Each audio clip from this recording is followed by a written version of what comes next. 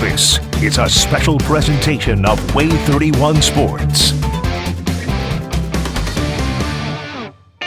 It's the McCurry Big Game Friday night. Hello, Alabama, find a comfortable spot. We got high school football and it's coming out hot. Now here we are and the lights are shining bright. We've always been. Yeah, WAAY 31 is rocking all right. With Nolan, Lyndon, Max, and Antonio.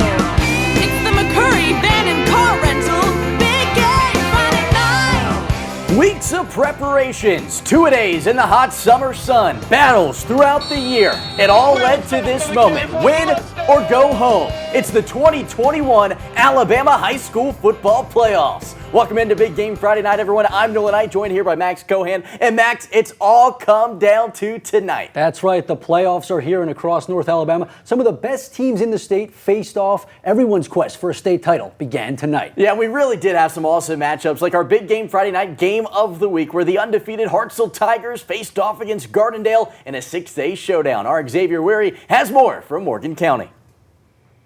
When the playoffs arrive, you know what you're in for. Play intensifies, the crowd is louder, and the stakes are higher. And this playoff game did not disappoint. In Hartselle, where the Tigers put their undefeated season on the line against the Gardendale Rockets in this playoff matchup. We picked this one up in the first quarter. Tyler Nelson takes the snap, roams left, makes two Tiger defenders miss, and he eases his way into the end zone for the early 7-0 Gardendale lead. And then just a few possessions later, Nelson hands it off to LT Sanders, who finds some room on the right side, and it's off to the races as he outruns the entire Hartselle defense and has a reservation for 6. Gardendale up 14-0. However, the Tigers would respond. Check out John Blackwood, who takes the snap, and on this QB design run, he's going to find the hole, disregard one Rockets defender, cut it upfield, and make his way in the end zone on a 45-yard run for the score. Gardendale up 14-7, but the first half belonged to the Rockets. Nelson on his design QB run takes it left, breaks a tackle, and finds the end zone for the second time in the first half for a 21-7 lead. As the first half winds down, Gardendale looking for some last-second magic, but Nelson's throw is picked off by Walker Hoyle as Gardendale takes a 21-7 lead into halftime.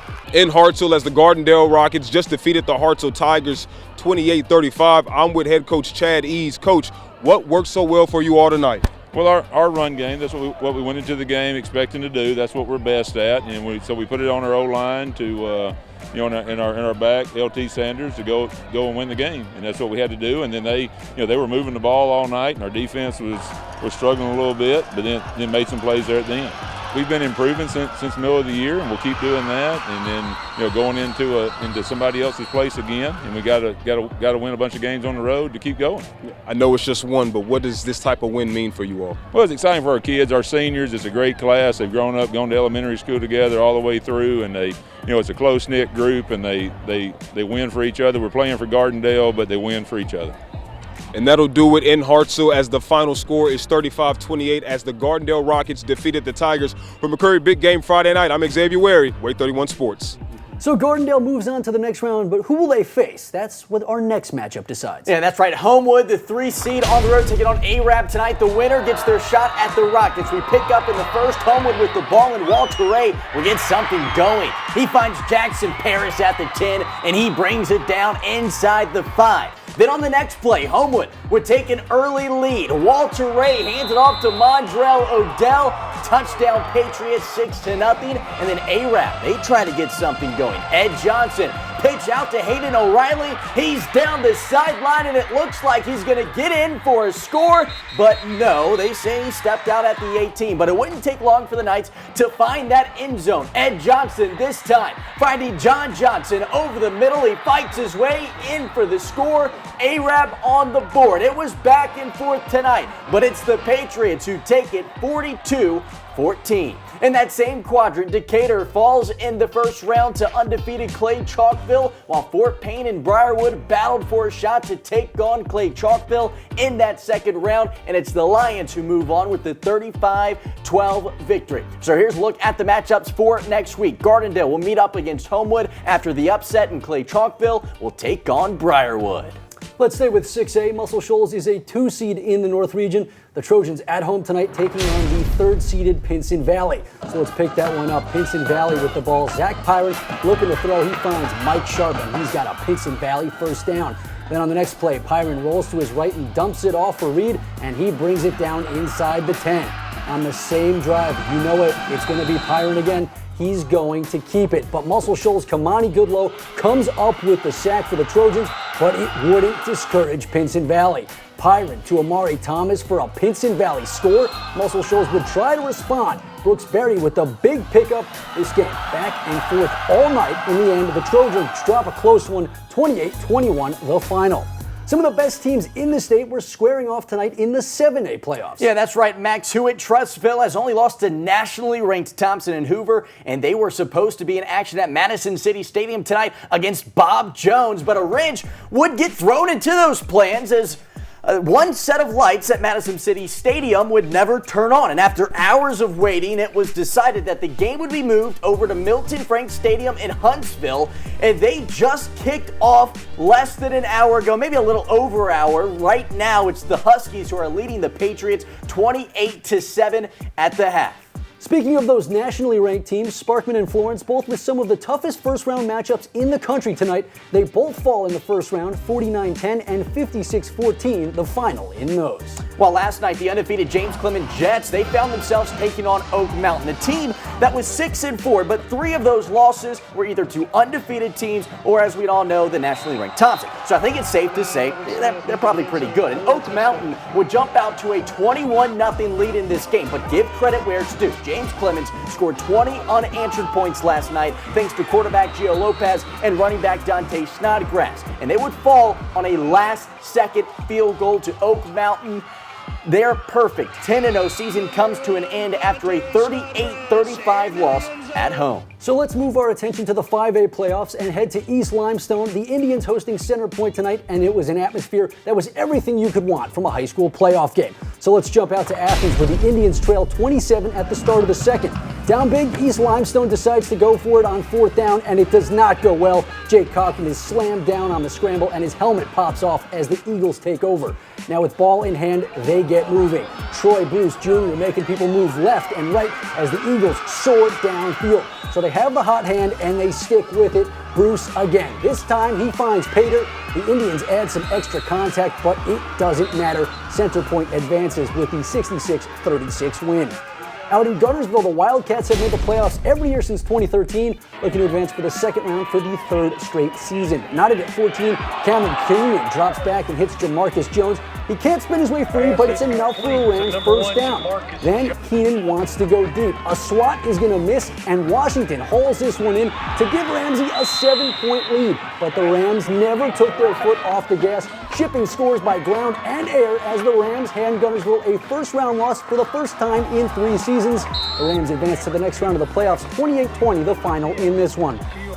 So here's a look at how 5A Quadrant 3 is shaping up. It will be the Ramsey Rams and the Center Point Eagles battling it out next week. On the other side, it will be Pleasant Grove taking on Leeds. Sticking in that 5A bracket, let's turn our attention to another top-seeded team, Russellville, in action at home tonight against Lincoln. The Golden Tigers, they get a big win in that one, 41-14, while Fairview took the field against Fairfield in a fair matchup. And it's the Aggies that get the win and will take on a Russellville in next week's round 2. Looking at some more 5A matchups, Ardmore hit the road tonight, falling to a top-seeded Alexandria team, while Boaz was on the road at Parker tonight in a close battle. It's the Thundering Herd who come out on top with a 31-21 victory. So that's Class 7, 6, and 5A, but coming up, we go through the rest. Yeah, we've just scratched the surface of tonight's action, but don't go anywhere. Coming up, Antonio joins us to break down some more games. That's right. Plenty of more fun to get into, including a battle at Madison Academy tonight. I think you'll have an easier time tackling an actual Mustang instead of Will Stokes. I'll show you next. Stay tuned for more big game Friday night. Go Raiders! It's the McCurry Van and Car Rental Big Game Friday night. You're watching Big Game Friday night. It's the McCurry Van and Car Rental Big Game Friday night. Welcome back into Big Game Friday night, everyone. Round one of the high school playoffs kicked off tonight. Yeah, and there were plenty of great matchups across North Alabama, including a showdown between top-seeded Madison Academy and Hamilton. So let's head out to Madison Academy. Normally, it's the Mustangs' offense that lights it up, but what a first half the defense had. Kanan Hamlet coming up with the big tackle, which sets up the offense for this next play. Who else but Will Stokes? He's got a seam. He's in for 6. Madison Academy out in front early 7-0. But Hamilton would try to get something going. Matthew Coleman finding Brett Coleman. He makes one miss and picks up a first down. But the Aggies' drive would stall. They would be forced to punt, and the Mustangs respond with a 99-yard drive spearheaded by that man right there. Will Stokes puts him on skates and takes off. Nothing but cool Madison County air in front of them. Touchdown Mustangs. They advance after a 55-0 beatdown over Hamilton. So there you have it. Madison Academy Mustangs, they have won their last 10. They look red hot. There have been some really good Madison Academy teams over the past years. Antonio, do you think this team has what it takes to join them? I mean, absolutely. You think of Madison Academy, you think of some of the former players that they've had, a Kerryon Johnson, a Jordan Matthews. It's not like they don't have guys like that here. You're talking about a Will Stokes that you've seen. You're talking about Deuce on defense who does everything. He's all over the field on that side of the ball. You see all these great numbers from Madison Academy, but one number matters the most for a couple reasons. That's the number 4. They're looking to get their 4th state title, their first since 2014, and it would be their first in 4A. They have the guys to get that done for sure. All right, thanks, Antonio. We'll see just how far this Madison Academy team can go very soon. All right, let's head out to Brooks as an undefeated Lions team welcomed Dora to the Shoals. And Dora would get things going immediately. The Lions kick to Colby Walker and immediately regret it as Walker goes for a nice jog. But much like I would, he loses steam at the end and takes this one all the way down to the 1 for Dora. You figure if you gone that far, you might as well get in, right? Well, they would be rewarded with a stuffing score on the very next play. A lot of pushing on this one, but it results in a Bulldog touchdown. But here come the Lions. A quick pass from Mertz is good for a first down, and then you know the drill on this one. It's going to be Mertz again. He does what he does. It's a keeper, and this one powers him into the end zone as the undefeated Brooks Lions win another, moving to 11-0 after a 42-21 victory. Dora's got a great football team. Coach Williams and staff do a great job. Felt like our kids played. We got so many things to work on to be as good as we can be, you know, and that's what we got to focus on. We got to focus on ourselves. Got to clean a lot of things up. If we'll do that, I think we got a really good shot to be a really good football team. Got to be able to control ourselves, though. That's the thing, you know. When it gets physical like that, you know, emotions rise, and we got to do a better job at that for sure. Staying in Class 4A, we head to Randolph for the 9-1 Raiders. They were hosting their first playoff game in school history. The Raiders taking on Fayette County tonight at home, and the atmosphere was just electric out there. Some awesome school spirit, and the Raiders looked dominant tonight, up big thanks to that defense. Graham Beatty getting in the backfield on that one for the big quarterback sack, but Fayette County would try to get something going. Blake Johnson back to pass. He finds Kendrick Moore in the flat. It's a nice move there, makes one miss to move the chains, but Randolph, they just simply looked like the better team tonight. They went into halftime up 28-0, and in the end, they get the win to advance to the next round 38-0 over the Tigers. So here's a look at one side of the 4A bracket. In Quadrant 4, Brooks will take on Randolph next week, while Gordo has a big-time matchup next week as well after they punch their ticket to the second round. In Quadrant 3, it will be the Mustangs taking on the Bulldogs, while the Northside Rams will look to prove why they were a top seed taking on the Good Hope Raiders. Both of those teams escaped with narrow victories tonight. So we move to 3A, and when you think of 3A football in Alabama, you think of one team, the Fife Red Devils, the top seed at home tonight hosting Wellborn. So let's head out to Fife, the defending state champions, looking to continue their playoff win streak. And this was a touchdown fest. First quarter, Fife takes the first lead as Brody Hicks dives into the end zone, and the Red Devils take the early lead. That's not their only goal line score of the night. This time, it's Kyle Dukes with a nice sidestep, and he's in. Fife up 2 scores. But what was really impressive was that Red Devil defense. They swarmed the Wellborn quarterback, and the big sack would set up some more offense. It's going to be Kyle Dukes again. This time, he's going to break it for a long one. He's coming right at you inside the red zone for Fife, and they would reward him for the big run. This time, he's in the Wildcat, and guess what? It's another score. Fife cruises to a victory at home, 34-0. So So next week, it'll be the Fife Red Devils looking to avoid elimination against the Bobcats. And how about a battle of the Wildcats with Sacs taking on Oakman? Another impressive team in 3A this year has been Lauderdale County. The Tigers in action tonight as the 1 seed, hosting Vinemont at home. Lauderdale County quarterback Eric Fuqua Jr., he drops back to pass. No one is open, so he keeps it and picks up a big first down for the Tigers. Then later, in the same drive, they're in the red zone this time, and again, it's Eric Fuqua, there it is, keeps it again. He takes it to the house to put the Tigers up 7-0. Vinemont with the ball later on. Quarterback Colby Miller trying to get something going.